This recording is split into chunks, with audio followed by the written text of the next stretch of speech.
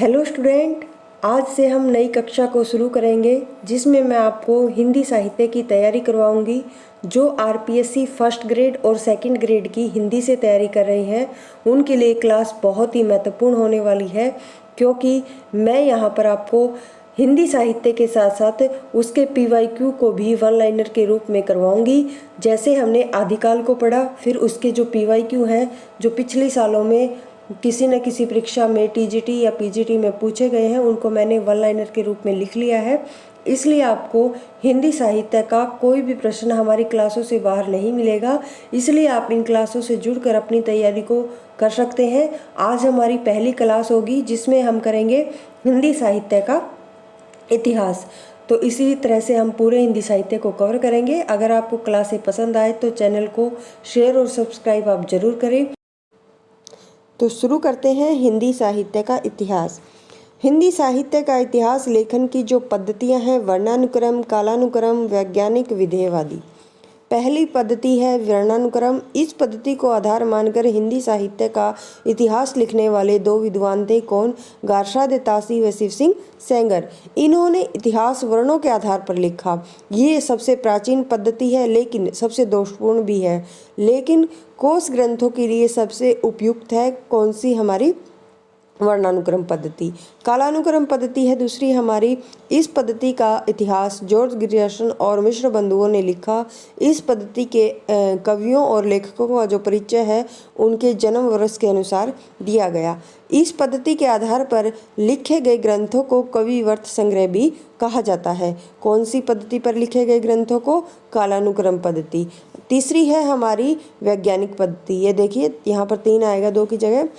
इस पद्धति के तत्वों का संग्रहण करके विश्लेषण किया जाता है और फिर निष्कर्ष प्रस्तुत किया जाता है। विधेयवादी पद्धति हमारी है 4 नंबर पे। यह सबसे उपयुक्त पद्धति है। ये पद्धति की जगह आएगा पद्धति है। इसके जन्मदाता फ्रांसीसी तेन माने जाते हैं। मोस्ट इम्पोर्टेंट है, फ्रांसीसी तेन माने जाते हैं विधेयवादी पद्धति के जन्मदाता। रामचंद्र शुक्ल ने इसी पद्धति का प्रयोग किया है। इस पद्धति को उस समय की परिस्थितियों के अनुसार ही लिखा गया।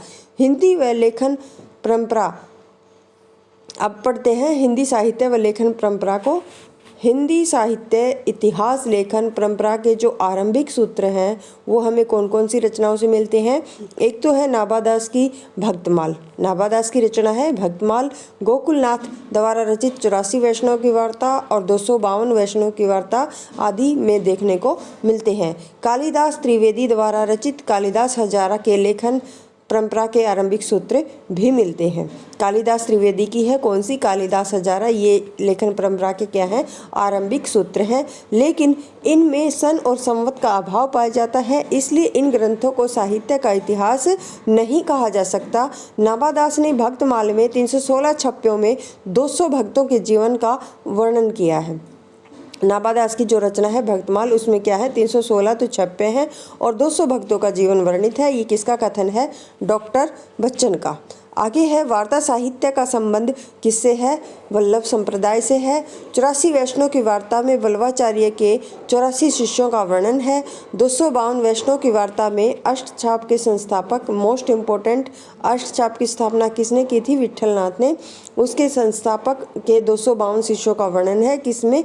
252 वैष्णव की वार्ता में। अब जो ग्रंथ हैं उनको डिटेल में पढ़ते हैं। पहला हमारा ग्रंथ है इस्तवार दला लिटरेचर एंदुई एंदुस्तानी। इसके जो लेखक है गारसाद तासी है। ये 2 भागों में विभक्त है। पहला भाग का प्रकाशन 1839 में हुआ और दूसरे का 1847 में।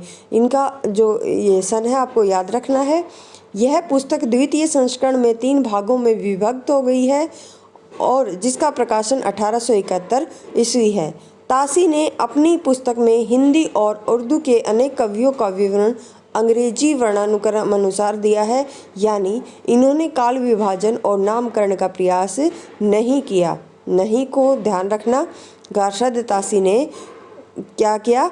काल विभाजन और नामकरण का प्रयास नहीं किया। यह मूल रूप से फ्रेंच भाषा में है। मोस्ट इम्पोर्टेंट है, इसकी भाषा कौन सी है? फ्रेंच भाषा है। इसलिए इसे हिंदी का इतिहास न होकर हिंदुई हिंदुस्तानी साहित्य का इतिहास है। ये में नहीं आएगा, न होकर हिंदुस्तानी साहित्य का इतिहास है, यानी हिंदी का नहीं है, फ्रेंच भाषा का है। इस ग्रंथ में कुल 738 कवियों का वर्णन है, जिसमें हिंदी के केवल 72 कवि ही हैं। तासी ने हिंदी को भारती नहीं आएगा, भद्दी बोली की संज्ञा दी है। क्या आएगा? भद्दी बोली की संज्ञा किसने दी है? गार्षाद तासी ने। किसको? हिंदी को। इस ग्रंथ के हिंदी संबंधी अंश का अनुवाद हिंदुई साहित्य का इतिहास शीर्षक से किसने किया? लक्ष्मी सागर वोष्णे ने। मोस्ट इम्पोर्टेंट है, हिंदुई साहित्य का इतिहास शीर्षक से। हिंदी साहित्य के संदर्भ में गार्षाद तासी का इतिहास के रूप में उल्लेख किया गया। दूसरा ग्रंथ है हमारा शिव सिंह सरोज। शिव सिंह सरोज में के लेखक शिव सिंह सेंगर हैं। प्रकाशन वर्ष 1883 है। शिव सिंह सरोज की भाषा हिंदी है। यह हिंदी भाषा में लिखित हिंदी साहित्य का प्रथम इतिहास ग्रंथ है। शिव सिंह सरोज की पद्धति वर्णानुक्रम है, आकाराधिक्रम है। इसका दूसरा नाम वर्णानुक्रम का ही क्या है? आकाराधिक्रम है। काल विभाजन व नामकरण का प्रयास इस ग्रंथ में भी नहीं हुआ, यानी गार्षाद तासी ने भी नहीं किया और शिव सिंह सरोज ने भी काल विभाजन व नामकरण का प्रयास नहीं किया। हिंदी वर्णमाला के अनुसार कवियों का परिचय दिया। पहले कवि अंगद को माना और अंतिम कवि हेमंत को माना। इन्होंने पहला कवि किसको माना? अंगद को, और अंतिम हेमंत को। ऐसे याद रखना, ऐसे हमारी वर्णमाला ऐसे शुरू होती है, तो ऐसे अंगद और हेमंत अंत आ रहा है इसमें, तो अंत में क्या है? अंतिम कवि किसको माना है? हेमंत को। शिव सिंह सेंगर, ये सेंगर आएगा, भारतीय थे। इन्होंने अपभ्रंश कवियों को भी स्थान दिया। रामचंद्र शुक्ल ने के अनुसार राम सतसई और कड़खा रामायण से ये आएगा शिव सिंह सरोज में गिनाए गए ग्रंथ हैं। शेर सिंह नहीं आएगा, शिव सिंह सरोज आएगा यहाँ पर। तीसरा है हमारा the modern vernacular literature of Hindustan, northern Hindustan of आएगा। The modern vernacular literature of northern Hindustan, लेखक इसके जॉर्ज अब्राहम ग्रियर्सन है। इसका प्रकाशन वर्ष 1888 है। एशियाटिक सोसाइटी बंगाल की पत्रिका की विशेषांक के रूप में निकलने वाला हिंदी साहित्य का इतिहास यही ग्रंथ है। ग्रियर्सन ने अपने ग्रंथ में 952 कवियों को शामिल किया। किशोरी लाल गुप्त ने इस ग्रंथ का हिंदी साहित्य का प्रथम इतिहास शीर्षक से हिंदी में अनुवाद किया, जिसका प्रकाशन वर्ष क्या है? 1957 ईस्वी। ग्रियर्सन ने इस ग्रंथ को सच्चे अर्थों में हिंदी साहित्य का पहला इतिहास ग्रंथ माना है। काल अनुक्रम पद्धति पर आधारित है, अंग्रेजी भाषा में रचित है। ग्रियर्सन ने संपूर्ण हिंदी साहित्य को 12 अध्यायों में बांटा। इसमें क्या है? प्रत्येक अध्याय एक कालखंड का सूचक है। प्रत्येक काल के जो गौण कवि हैं उनका उल्लेख क्या है? अंत में किया है। ग्रियर्सन ने भक्ति काल को श्रवण काल और आदि काल को चारण काल, ये चारण काल आएगा, कहा है। मोस्ट इम्पोर्टेंट है, भक्ति काल को श्रवण काल किसने कहा? तो ग्रियर्सन ने। और आदि काल को चारण काल किसने कहा? ग्रियर्सन ने। इन्होंने केवल हिंदी कवियों को ही स्थान दिया। जॉर्ज ग्रियर्सन पहले ऐसे विदेशी विद्वान थे जिन्होंने भारतीय भाषाओं का सर्वेक्षण किया। भाषा संबंधी ग्रियर्सन की एक पुस्तक है लिंग्विस्टिक सर्वे ऑफ इंडिया, जिसका हिंदी अनुवाद भाषा सर्वेक्षण शीर्षक से प्रकाशित है। अब है हमारे मिश्र बंधु, इनका ये मिश्र बंधु विनोद, ये ग्रंथ का नाम है और लेखक मिश्र बंधु हैं। प्रकाशन वर्ष 1913 है। मिश्र बंधु 3 भाई थे, श्याम बिहारी मिश्र, गणेश बिहारी मिश्र, सुखदेव बिहारी मिश्र। देखिए इन तीनों भाइयों का नाम आपको याद होना चाहिए, ये अक्सर पूछे जाते हैं। श्याम, गणेश, सुखदेव, ये क्या थे? मिश्र बंधु भाई थे। नागरिक प्रचारणी सभा ने सरकार की सहायता से 1900 से 1911 के मध्य ज्ञात और अज्ञात कवियों की अज्ञात पुस्तकों का पता लगाया। यह खोज 8 भागों में प्रकाशित हुई, जिसकी सहायता से मिश्र बंधुओं ने मिश्र बंधु विनोद की रचना की। मिश्र बंधु विनोद 4 भागों में क्या है? प्रकाशित हुई। पहले 3 भागों का जो प्रकाशन है वो 1913 में हुआ और चतुर्थ का 1934 ईस्वी में प्रकाशित की गई। आगे है मिश्र बंधुओं ने मिश्र बंधु विनोद को 5 कालों में बांटा। पहला प्रारंभिक 700 से 1444 विक्रम संवत। देखिए ईस्वी और विक्रम संवत को आप विशेष रूप से ध्यान में रखेंगे। दूसरा है हमारा माध्यमिक काल 1445 से 1680 विक्रम संवत। तीसरा अलंकृत काल 1681 से 1889 विक्रम संवत। परिवर्तन काल 1890 से 1925 विक्रम संवत। वर्तमान काल 1926 से अब तक। इन्होंने आदिकाल को आरंभिक काल, रीति काल को अलंकृत काल और आधुनिक काल को वर्तमान काल कहा। किसने? मिश्र बंधुओं ने। मोस्ट इम्पोर्टेंट है, क्या कहा? आदिकाल को तो आरंभिक काल, रीति काल को अलंकृत काल और आधुनिक काल को वर्तमान काल। शुक्ल ने मिश्र बंधु विनोद को बड़ा भारी वर्त संग्रह कहा। मिश्र बंधुओं की जो रचनाएं हैं वो है हिंदी नवरत्न 1910, पुष्पांजलि, बूंदी वारिश, भारत विनय। ये किसकी रचनाएं हैं? मिश्र बंधुओं की। पांचवा है हमारा हिंदी साहित्य का इतिहास।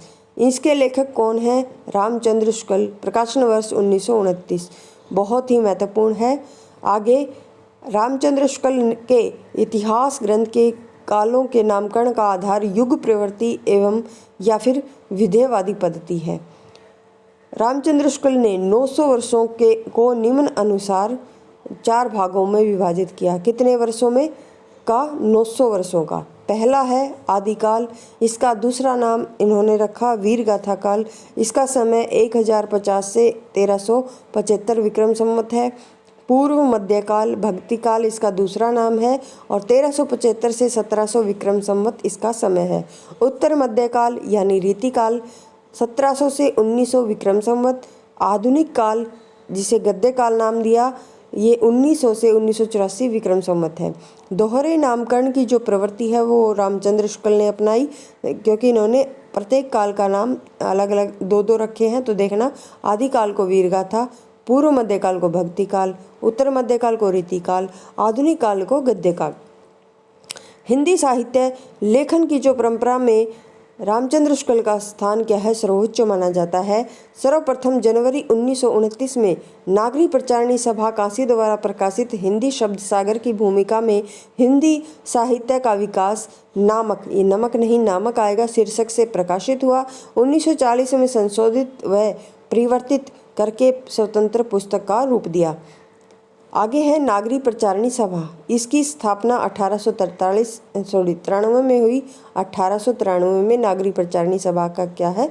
स्थापना हुई। और इसके जो संस्थापक थे बाबू श्याम सुंदर दास, राम नारायण मिश्र, ठाकुर शिव कुमार सिंह। राम श्याम शिव ऐसे आप याद रख सकते हैं। प्रथम सभापति राधा कृष्ण दास थे और प्रथम सचिव कौन थे? बाबू श्याम सुंदर दास थे। हिंदी शब्द सागर एक शब्दकोश है। इसके संस्थापक रामचंद्र शुक्ल, बाबू श्याम सुंदर दास, बालकृष्ण भट्ट और रामचंद्र वर्मा है। आज भी काल विभाजन व नामकरण का स्थूल ढांचा वही है जो रामचंद्र शुक्ल ने अपनाया था। शुक्ल जी की द्वारा रचित, शुक्ला नहीं शुक्ल आएगा, द्वारा भक्ति काल को 2 धाराओं में बांटा, सगुण भक्ति धारा, निर्गुण भक्ति धारा। और इन दोनों धाराओं को फिर आगे 2-2 उपधाराओं में बांटा। सगुण को राम भक्ति काव्य धारा और कृष्ण भक्ति धारा में। और आगे है निर्गुण भक्ति धारा, निर्गुण ज्ञान मार्गी, निर्गुण प्रेम मार्गी। रामचंद्र शुक्ल ने साहित्य इतिहास ग्रंथ लिखते समय जिनको आधार बनाया वो कौन कौन से हैं? मिश्र बंधु, हिंदी कोविद रत्नमाला के लेखक श्याम सुंदर दास, कविता कौमुदी के रचयिता राम नरेश त्रिपाठी, ब्रज माधुरी सार के रचयिता वियोगी हरि को आधुनिक काल से संबंधित पंडित केदारनाथ पाठक को आधार बनाया। सबसे पहले इतिहास शब्द का प्रयोग रामचंद्र शुक्ल ने किया। बस आज की क्लास में हम इतने ही करेंगे। आगे देखेंगे हम हिंदी साहित्य का जो आलोचनात्मक इतिहास है उसके बारे में। अभी ज़्यादा वीडियो लंबी हो जाएगी। अगर आपको क्लास पसंद आए तो चैनल को शेयर और सब्सक्राइब आप ज़रूर करें। धन्यवाद।